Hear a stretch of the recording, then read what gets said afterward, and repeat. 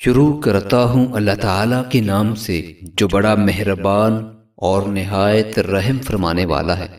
حضرت جابر بن عبداللہ رضی اللہ تعالیٰ عنہما فرماتے ہیں کہ نبی اکرم صلی اللہ علیہ وآلہ وسلم نے کعب بن عجرہ رضی اللہ تعالیٰ عنہ سے فرمایا، اے کعب، اللہ تعالیٰ تجھے بے وقوفوں کی عمارت سے بچائے۔ انہوں نے کہا، یا رسول اللہ صلی اللہ علیہ وآلہ وسلم، بے وقوفوں کی عمارت کا کیا مطلب ہے؟ آپ صلی اللہ علیہ وآلہ وسلم نے فرمایا، وہ میری ہدایت کو قبول نہیں کریں گے، میری سنت پر عمل پیرا نہیں ہوں گے۔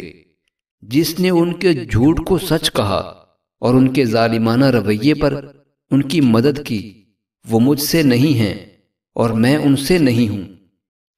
یہ لوگ میرے حوض پر نہیں آ سکیں گے، اور جس نے ان کے جھوٹ کو سچ نہ کہا، جس نے ان کے ظالمانہ رویے پر ان کی مدد نہ کی، وہ مجھ سے ہے اور میں اس سے ہوں۔ یہ لوگ میرے حوض کوثر پر آئیں گے۔ اے کعب بن عجرہ، روزہ ڈھال ہے اور صدقہ گناہوں کو مٹاتا ہے، اور نماز قربان ہے، یا شاید فرمایا نماز برہان ہے۔ لوگ صبح کرتے ہیں، کوئی اپنے نفس کو بیچ دیتا ہے اور آزاد کر لیتا ہے، اور کوئی اس کو ہلاکت میں ڈال دیتا ہے۔